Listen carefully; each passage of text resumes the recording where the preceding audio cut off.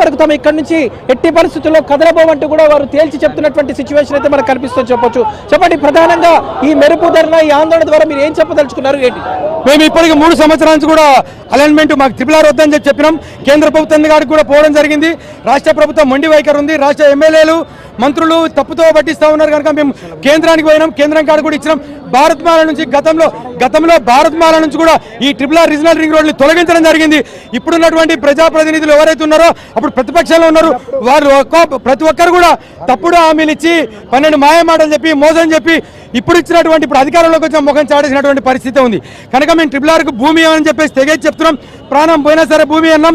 MRO కాడికి పోతే MRO ఉన్నాడు, ఆర్డీఓ కాడికి పోతే ఆర్డీఓ ఉన్నాడు, కలెక్టర్ ఆఫీస్ పోతే కలెక్టర్ ఉన్నాడు. ఇవాళ నోటిఫికేషన్ ప్రకారం ఏ విధంగా అయితే హెచ్ఎండిఏ ఇచ్చిందో హెచ్ఎండిఏ ఆఫీస్ కాడికి వచ్చినాం.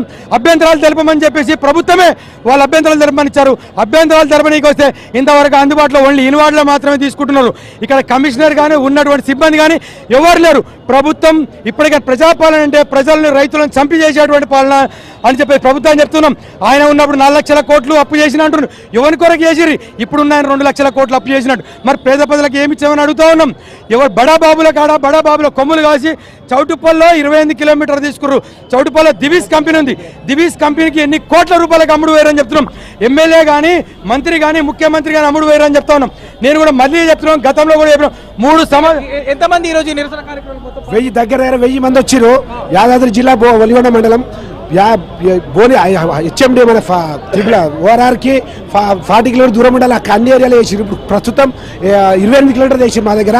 ఈ ప్రస్తుతం ఉన్న ప్రభుత్వం ఎన్నికల ముందు ప్రియాంక గాంధీతో భువనగిరిలో మారుస్తామని చెప్పి హామీ ఇచ్చారు. అనిల్ కుమార్ రెడ్డి, కోమటిరెడ్డి వెంకటరెడ్డి ఇచ్చి ఇప్పుడు కనీసం వాళ్ళు మొహం చాటేస్తారు. వాళ్ళ ఇంటికి పోతే కూడా కలుస్తలేరు. ప్రస్తుతం ఉన్న ప్రభుత్వం వాళ్ళ కమిషన్లకు వాళ్ళ లాభాలకు ప్రజలను పట్టించుకోకుండా త్రిపురాల బాధలు పట్టించుకోకుండా తప్పించుగా తిరుగుతారు. కంపల్సరీ వాళ్ళు మాకు న్యాయం చేయాలని కోరుకుంటున్నాం. మేము వికారాబాద్ డిస్ట్రిక్ట్ పొడూరు మండల్ పొడూరు గ్రామం నుంచి వస్తున్నాం.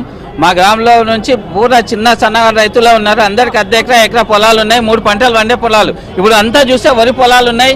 అందరు ఉన్నారు. రైతులంతా నష్టం. ఇంతకుముందు అలైన్మెంట్ మా నుంచి ఫారెస్ట్ నుంచి ఉండే, మళ్ళీ అది మార్చాల్సిన ఏమొచ్చింది గవర్నమెంట్ చెప్పి దాన్ని అలైన్మెంట్ తమకు న్యాయం చేయాలి అంటూ కూడా ఇక్కడ ఉన్నటువంటి భూ నిర్వాసితులందరూ పెద్ద ఎత్తున నిరసనకు దిగారు. సో ఈ అమీర్పేట మైత్రి వనం కార్యాలయం ముందు